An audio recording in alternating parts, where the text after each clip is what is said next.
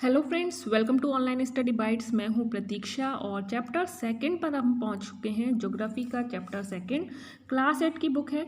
6 और 7 के जो इम्पॉर्टेंट पॉइंट थे चैप्टर वाइज वो मैंने अपलोड कर दिए हैं। आप देख सकते हैं, प्लेलिस्ट मैंने आपको दी हुई है। सभी प्लेलिस्ट आपको मिल जाएंगी आसानी से।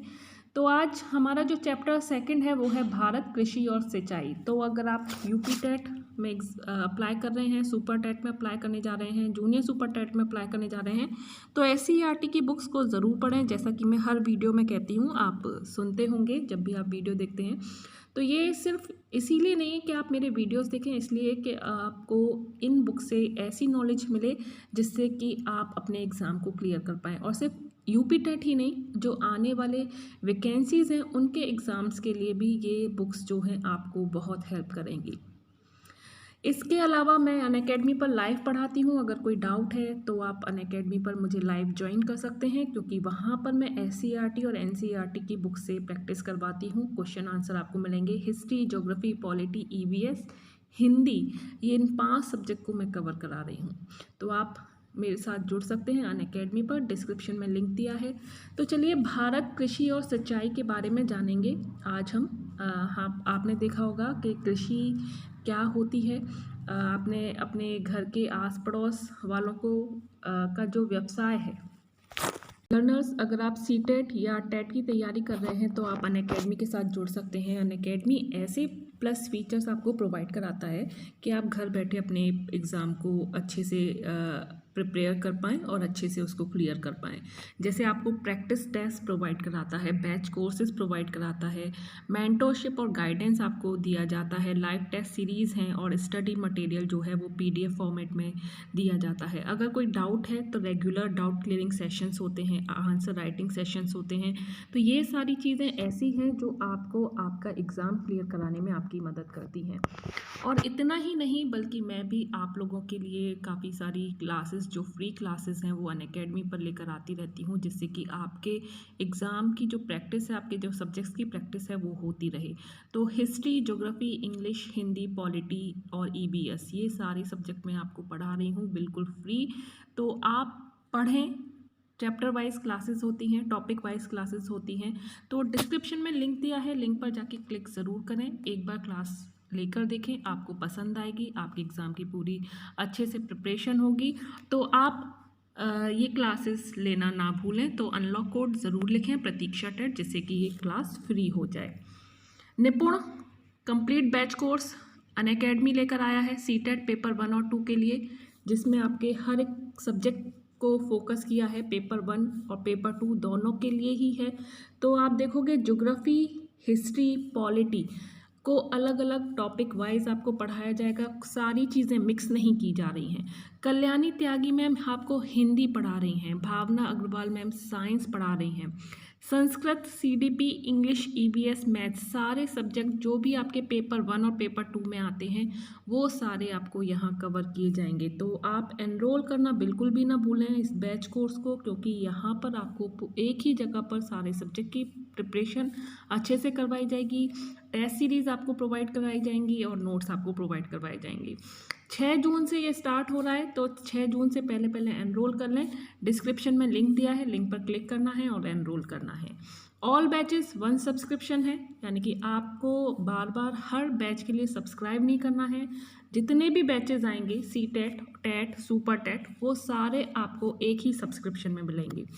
आपको रेफरल कोड यूज़ करना है। रेफरल कोड यूज़ करने से आपको जो भी चार्जेस होंगे उसमें आपको 10% का डिस्काउंट मिल जाएगा। तो आपको यहाँ पर फ़ायदा हो रहा है। 10% का डिस्काउंट अगर पाना है तो रेफरल कोड में प्रतीक्षा टेट लिखना ना भूलें। ये चार्जेस हैं टेट सब्सक्रिप्शन के, तो आप देख सकते हैं कि 6 मंथ का अगर आप सब्सक्रिप्शन लेते हैं तो ये सिर्फ 600 रुपये पर महीने के हिसाब से पड़ता है। इतना ही नहीं, आपको 10% का डिस्काउंट भी मिल रहा है अगर आप रेफरल कोड यूज़ कर रहे हैं तो रेफरल कोड यूज़ करके आप डिस्काउंट भी पा सकते हैं। और ये सारी चीज़ें आपको अनअकैडमी पर मिल रही हैं। सारी आपका जो पेपर 1, पेपर 2 दोनों ही पेपर की तैयारी आपको एक ही प्लेटफॉर्म पे मिल रही है। इसके अलावा सुपर टेट के भी, यूपी टेट के भी और स्टेट टेट के भी जो कोर्सेज आते हैं वो भी आपको उसी बैच कोर्स में मिलेंगे। तो आप इन सभी को अनअकैडमी पर ज्वाइन कर सकते हैं। इसके अलावा मैं भी आप लोगों को गाइड करती रहती हूँ, इंपॉर्टेंट चीज़ें आपको बताती रहती हूँ। तो मेरी लाइव क्लास ज्वाइन करना बिल्कुल भी ना भूलें, लिंक डिस्क्रिप्शन में है, जाएं, क्लिक ज़रूर करें और एनरोल ज़रूर कराएं। Thank you. तो सबसे पहले कृषि के बारे में बात करेंगे। कृषि क्या होती है, आपने अपने पड़ोस में या गांव में, कस्बों में देखा होगा कि कुछ लोग जो हैं वो फसल बोने, काटने और अनाज लाने जाते हैं। तो ये एक प्रकार का व्यवसाय है जिसे हम कृषि कहते हैं। कृषि हमारे देश की सबसे पुरानी और महत्वपूर्ण आर्थिक क्रिया है। ये हमारे देश के आर्थिक विकास में बहुत महत्वपूर्ण है।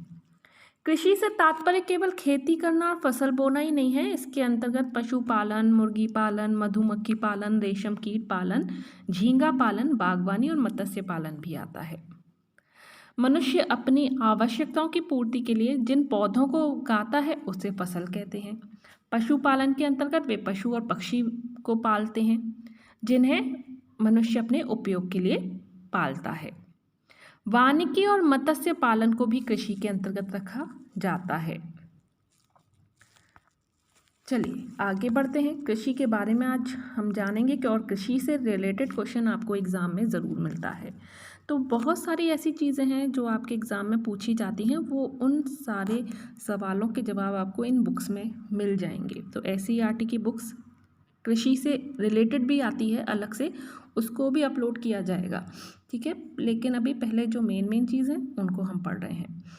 आपके गांव में लोग खेती करते हैं, इससे उनकी कौन सी आवश्यकताएं पूरी होती हैं? ऐसी खेती या पैदावार जिससे दैनिक जीवन की आवश्यकताएं पूरी की जाती हैं उसे निर्वाह कृषि कहते हैं। तो दैनिक जीवन की आवश्यकताएं, जैसे खाने की आवश्यकता है और भी सब्जी से रिलेटेड जो चीज़ें हैं, आप देखते होंगे कि सब्जी मंडी में डेली सब्जियां आती रहती हैं। तो ये किस प्रकार की कृषि है? निर्वाह कृषि, क्योंकि ये निर्वाह के लिए की जाती है। जो कृषि केवल स्थानीय आवश्यकताओं की पूर्ति के लिए की जाती है उसे निर्वाह कृषि कहा जाता है। जिस कृषि का मुख्य उद्देश्य बाजार में फसल बेचना ही हो उसे व्यापारिक कृषि कहा जाता है। क्लियर? हमारा भारत एक कृषि प्रधान देश है। हमारे देश में लगभग 55% लोग कृषि पर निर्भर हैं। देश की कुल राष्ट्रीय आय का लगभग 70% कृषि से ही प्राप्त होता है। विभिन्न प्रकार की जलवायु और विविध मिट्टियों के कारण देश में लगभग सभी प्रकार की फसलें उगाई जाती हैं। तो यहाँ पर जो फसलें हैं इनको 3 भागों में बांटा गया है। तो खाद्यान्न फसलें, नकदी फसलें और पेय एवं बागाती फसलें। तो क्वेश्चन सीटेट में भी आता है कि इनमें से कौन सी नकदी फसल है, इनमें से कौन सी बागाती फसल है, और यूपी टेट में भी आता है। तो खाद्यान्न फसलें कौन सी होती हैं? जैसे खाने से रिलेटेड जो गेहूँ, चावल, जौ, चना, मटर, दालें, ज्वार, बाजरा आदि, ये खाद्यान्न फसलें हैं। नकदी फसलें गन्ना, कपास, जूट, तिलहन, तंबाकू आदि। और पेय एवं बागाती फसलें जो पीने वाली होती हैं, जैसे चाय, कहवा, रबड़, गर्म मसाले आदि। तो खाद्यान्न फसलें, नकदी फसलें, पेय एवं बागाती फसलें, तो ये 3 प्रकार की फसलें होती हैं। अब जानते हैं जो कृषि फसल हैं 3 प्रकार की हैं, लेकिन इन्हें और भागों में बांटा जाता है। यहाँ पर जो फसलों के 3 वर्ग हैं इनको 3 प्रकार में बांटा गया है। कौन कौन सी फसल? एक होती है रबी की फसल, दूसरी है खरीफ की फसल और तीसरी है जायद की फसल। रबी की जो फसल है उसका जो समय है जाड़े के प्रारंभ में बोते हैं और ग्रीष्म ऋतु के प्रारंभ में काट देते हैं, इसीलिए इसको रबी कहा जाता है। रबी का मतलब क्या होता है? सूर्य। तो जाड़े में बोए गए और जब सूर्य निकला यानी कि रबी निकला ग्रीष्म ऋतु में, तो इसे काट लिया जाता है। इसमें कौन कौन सी फसलें आती हैं? गेहूँ, चना, जौ, मटर, सरसों, अलसी और राई। दूसरा है खरीफ की फसलें। ये वर्षा ऋतु के प्रारंभ में बोई जाती हैं और शीत ऋतु के प्रारंभ में काट ली जाती हैं। इसमें धान, मक्का, ज्वार, मूंग, जूट, मूंगफली आदि आते हैं। और तीसरी होती है जायद की फसलें जो मार्च अप्रैल में बोकर उपज तैयार हो जाने पर प्राप्त की जाती हैं, जैसे कि तरबूज, खरबूज, ककड़ी, सब्जियां आदि। तो ये 3 प्रकार की फसलें हैं। आइए अपने देश की मुख्य उपजों चावल, गेहूं, दाल, गन्ना, चाय, कॉफ़ी, कपास, जूट आदि के विषय में जानते हैं। तो चावल का प्रमुख उत्पादक क्षेत्र कौन सा है? तो सबसे ज़्यादा चावल कहाँ उगाया जाता है, ये क्वेश्चन कई बार पूछा गया है। तब आपका आंसर क्या होगा? पश्चिम बंगाल। अगर उत्तर प्रदेश का एग्ज़ाम है तो उसमें कई बार आया है कि उत्तर प्रदेश चावल के उत्पादन मामले में किस स्थान पर है? तो दूसरे स्थान पर है। तो इसी तरह से आपको ध्यान रखने हैं। फर्स्ट, सेकंड, थर्ड इतना याद रख लीजिए। तो पश्चिम बंगाल, उत्तर प्रदेश, आंध्र प्रदेश, असम, बिहार, झारखंड, उड़ीसा, तमिलनाडु, हिमाचल प्रदेश, मेघालय, केरल, त्रिपुरा, मणिपुर, महाराष्ट्र, कर्नाटक, मध्य प्रदेश, छत्तीसगढ़, पंजाब। तो यहाँ पर आप देखोगे, यहाँ पर चावल के ये प्रमुख उत्पादक क्षेत्र हैं। अधिक गर्मी, अधिक पानी और अधिक उपजाऊ चिकनी मिट्टी चावल को उगाने के लिए चाहिए। भारत विश्व का लगभग 22% चावल का उत्पादन करता है। चीन के बाद भारत का विश्व में चावल उत्पादन में दूसरा स्थान है। तो पहला स्थान चावल उत्पादन में किसका है? तो चीन का। तो ये देखिए वर्ल्ड ज्योग्राफी आ गई। यहाँ अभी हम इंडियन ज्योग्राफी पढ़ रहे थे, अब यहाँ वर्ल्ड ज्योग्राफी से रिलेटेड आ गया क्वेश्चन। तो ये सारी चीज़ें आपको कहाँ से पता चल रही हैं? ये आपको तभी पता चल रही हैं जब आप SCERT की पढ़ रहे हो बुक, और इससे ये भी पता चल रहा है कि भाई इस तरह का एग्जाम में क्वेश्चन आपसे पूछा जा सकता है, तो इससे रिलेटेड कुछ और भी चीज़ें आप पढ़ सकते हो। तो ये आइडिया लगाना बहुत ज़रूरी है कि हमें क्या पढ़ना है, किस तरह की चीज़ें पढ़नी है और क्या क्या चीज़ें हमारे एग्ज़ाम में आ सकती हैं। चावल भारत में 7,500 वर्षों से भी अधिक समय पहले से उगाया जा रहा था, और जब हरित क्रांति हुई थी तो वहाँ पर भी हरित क्रांति में आपको पता है गेहूँ चावल से रिलेटेड थी। तो चावल जो है हरित क्रांति में सबसे पहले तमिलनाडु में उगाया गया था, तमिलनाडु में बोया गया था। और अगर बात करें हम सिंधु सभ्यता तक पहुंच जाएं तो जो सबसे पहले चावल के साक्ष्य हैं वो बेलन घाटी से मिलते हैं। बेलन घाटी, और बेलन घाटी कहाँ पर है? बेलन घाटी उत्तर प्रदेश के इलाहाबाद जिले के आसपास स्थित है।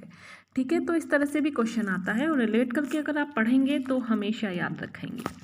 तो चावल कितना ज़रूरी है, और चावल जहाँ उगाया जाता है वो खाया भी बहुत जाता है। बहुत लोग हैं हमारे देश में जहाँ पर रोटी से ज़्यादा चावल खाया जाता है।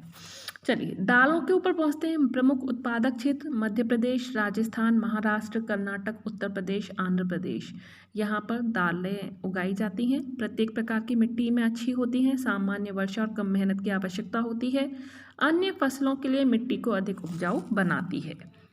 गन्ना उत्तर प्रदेश नंबर 1, देन महाराष्ट्र, कर्नाटक, तमिलनाडु, पंजाब, हरियाणा, बिहार, झारखंड, गुजरात प्रमुख उत्पादक क्षेत्र हैं।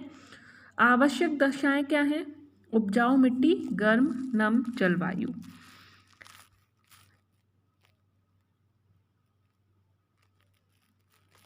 चलिए आगे बढ़ते हैं।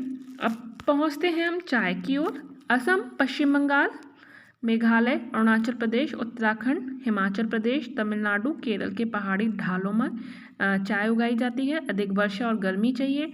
पहाड़ी ढाल जिस पर पानी ना रुके अन्यथा जड़ें गल जाती हैं।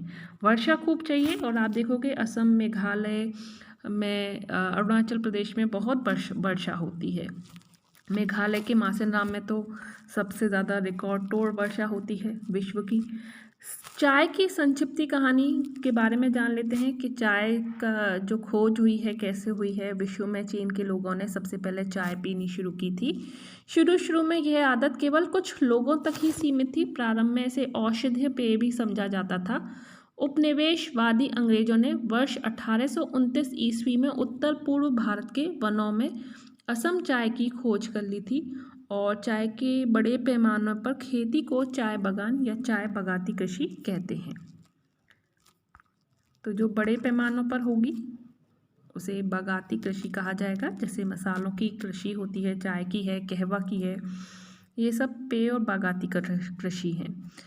कपास महाराष्ट्र, गुजरात, मध्य प्रदेश, पंजाब, तमिलनाडु, उत्तर प्रदेश, पश्चिम बंगाल, आंध्र प्रदेश, कर्नाटक, हरियाणा।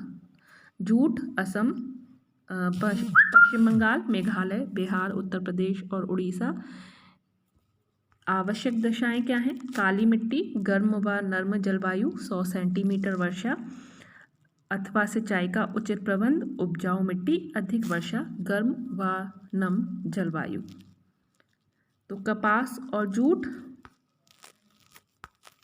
आगे कपास के बारे में आपको बताना है कि हमारे किस काम आती है। राष्ट्रीय आय किसी राष्ट्र में एक वर्ष के दौरान उत्पादित वस्तुओं और सेवाओं का सकल मूल्य होती है। यह किसी भी देश के विकास के स्तर को बताती है। नकदी फसल क्या होती हैं? तो ये जो हमने पढ़ी हैं जूट और कपास, ये नकदी फसल है। और दूसरों के उपयोग अर्थात विक्रय, बेचने के लिए जो उत्पादित फसल की जाती हैं जिससे नगद की प्राप्ति होती है, बहुत बड़ा अच्छा नगद मिलता है।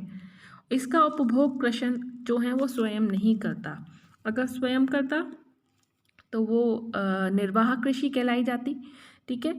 लेकिन बेचने के लिए जो की जा रही है, काफ़ी अच्छे क्वांटिटी में उगाया जाता है और अच्छी क्वांटिटी में बेचा जाता है, तो इन्हें नकदी फसलें कहते हैं। और कपास और जूट नकदी फसलों में ही आता है। कभी बाढ़ आने पर तो कभी सूखा पड़ने पर खेती नष्ट हो जाने का भय रहता है। अच्छे बीज और खाद समय से ना मिलने की समस्या का भी सामना करना पड़ता है। छोटे छोटे बिखरे हुए खेतों के कारण किसानों को कृषि कार्य करने में कठिनाई होती है। कभी कभी पशुओं में बीमारी फैलने से कृषि कार्य बाधित हो जाता है। तो नहरों में समय से और पर्याप्त पानी ना होने से भी फसल उत्पादन पर प्रतिकूल प्रभाव पड़ता है। तो ये सारी समस्याएं भी झेलनी पड़ती हैं हमारे कृषकों को। तो इसके लिए राष्ट्रीय कृषि नीति भारत सरकार के द्वारा घोषित की गई है। राष्ट्रीय कृषि नीति का उद्देश्य कृषि क्षेत्र में उच्च वृद्धि दर प्राप्त करना है। ऐसे विकास को प्रोन्नत करना जिसमें हमारे संसाधनों का कुशलतापूर्वक उपयोग हो, हमारी भूमि, जल और जैव विविधता को सुरक्षित रखा जा सके, किसानों को मूल्य संरक्षण प्रदान करना, कृषि क्षेत्र में फसलों के बीमाकरण, जैव प्रौद्योगिकी पर बल देना और कृषि कार्यों के लिए किसानों को ऋण सुनिश्चित करना इस नीति के प्रमुख लक्ष्य हैं।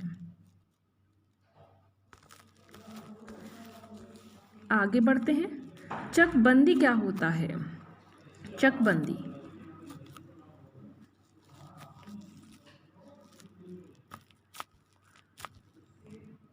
चलिए समझाते हैं चकबंदी क्या होता है।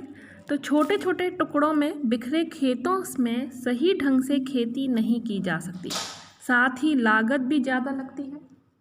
इसीलिए चकबंदी द्वारा किसानों की दूर दूर बिखरी जोतों को एक चक के रूप में बदल दिया जाता है। तो इसी को कहते हैं चकबंदी।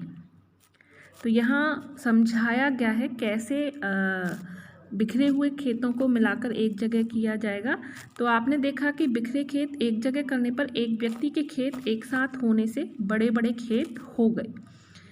इसे ही चक काटना कहा जाता है। चकबंदी द्वारा इधर उधर बिखरी खेत की जमीन के बराबर खेत किसानों को एक स्थान पर दे दिया जाता है, ठीक है।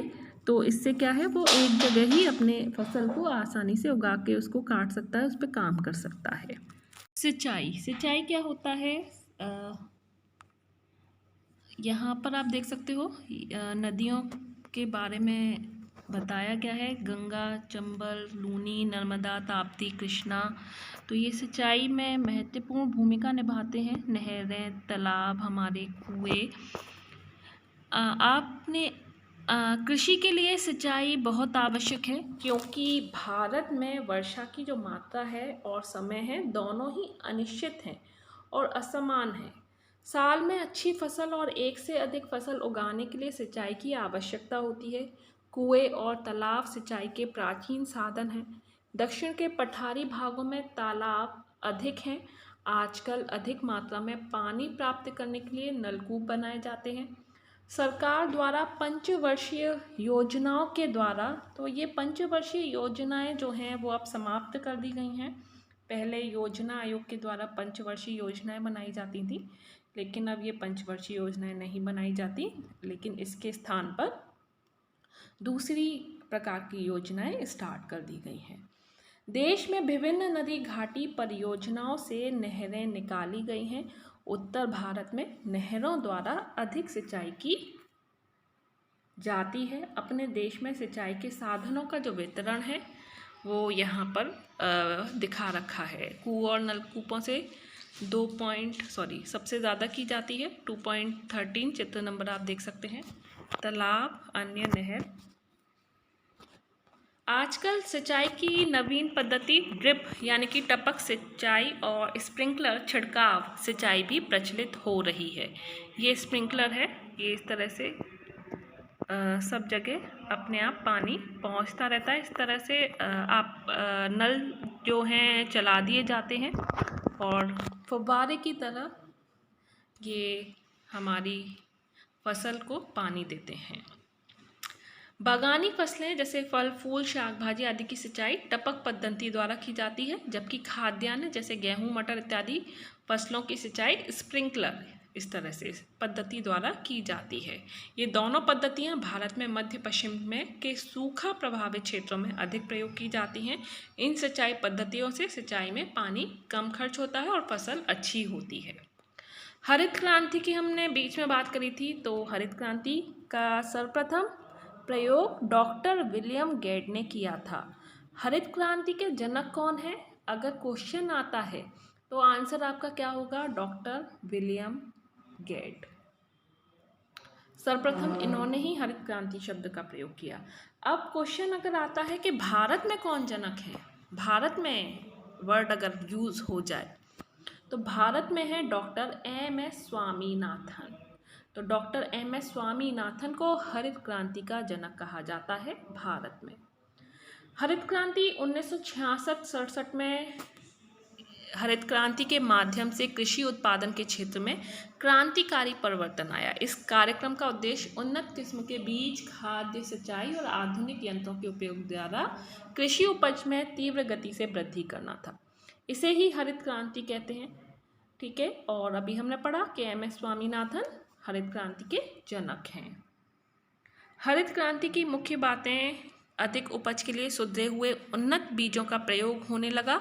गेहूं की उन्नत किस्मों जैसे सरबती, सोनारा मोस्ट इम्पॉर्टेंट है। कभी कभी एग्जाम में पूछ लिया जाता है कि सरबती क्या है या इनमें से कौन सी गेहूं की किस्म का नाम है। तो सरबती गेहूं की किस्म है ये। फिर सोनारा, कल्याण, सोना, हीरा तथा धान की किस्मों जैसे IR, ताईचुंग 65, जया, पद्मा, पंकज, जमुना, साबरमती किस्मों का विकास व उपयोग किया गया। तो ये तो आप रट लीजिए, समझ लीजिए, पढ़ लीजिए, लिख लीजिए।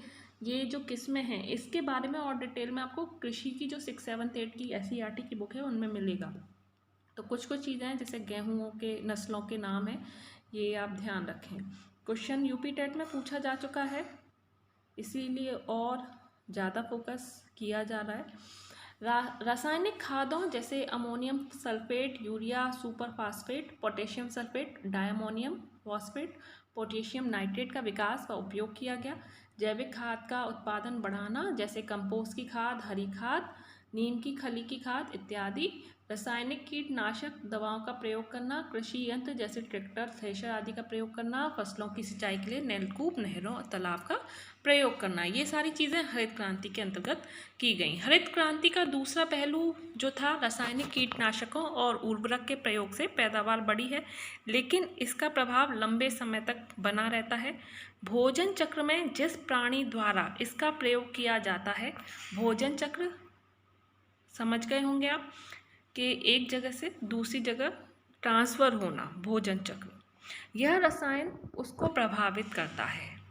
DDT का प्रयोग चारे के माध्यम से गाय तक, फिर उस गाय के दूध के माध्यम से उसे पीने वाले प्राणी तक पहुंच जाता है। तो ये भोजन चक्र यही है कि छोटे से जीव ने किसी को खाया, फिर उस जीव को किसी ने खाया, या उससे जीव से संबंधित कोई चीज़ किसी ने खाई, तो वो सारी चीज़ें उस तक पहुंचती रहेंगी।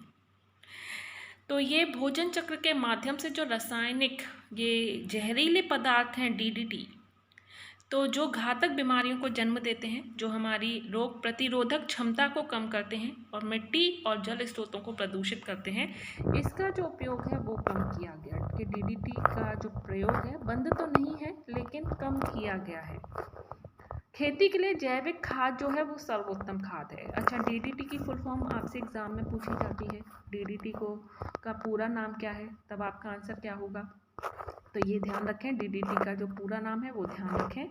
DDT का जो पूरा नाम है वो होता है डाइक्लोरो डीफेनाइल ट्राइक्लोरोएथिन, DDT का ये पूरा नाम है। तो इसको आप ध्यान रखें, कभी कभी पूरा फुल फॉर्म भी पूछ ली जाती है। तो इसी के साथ ये आज का हमारा जो चैप्टर था कृषि का, उम्मीद करती हूँ आपको पसंद आया हो, काफ़ी सारी इम्पॉर्टेंट चीज़ें हमने पढ़ी हों।